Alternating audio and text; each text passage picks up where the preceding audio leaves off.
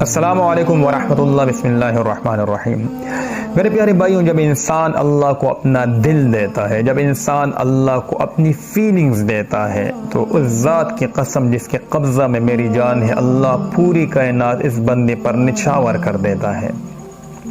مولانا روم رحمۃ اللہ علیہ ایک دفعہ کسی تالاب کے کنارے پر بیٹھ کے کتاب لکھ رہے تھے۔ شیخ تبریز آئے پھٹے پرانے کپڑے پہن کر، مولانا روم سے پوچھنے لگے یہ کیا ہے؟ تو مولانا روم نے جب اوپر نظر اٹھائی پھٹے پرانے کپڑے، تو انہیں لگا یہ کوئی معمولی انسان ہے۔ کہا یہ وہ ہے جو آپ نہیں جانتے۔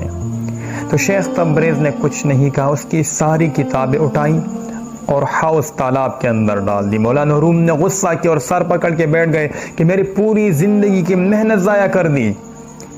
شیخ تبریز خاموشی سے تالاب کے اندر اترے، ہاؤس کے اندر پانی کی نیچے سطح سے دو کتابیں نکالتے، آپس میں جاڑتے تو اس سے غبار اٹھتا۔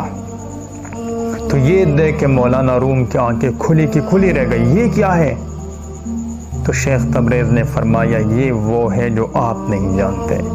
پھر اس نے شیخ تبریز کو ہاتھ دیا، ان کو اپنا پیر بنایا، اور اللہ نے اسے پھر مولانا روم بنایا۔ کوئی آج بھی روم جائے، مولانا روم کی مزار پہ حاضری دینا چاہے تو باقاعدہ ٹکٹ خریدنا پڑتا ہے۔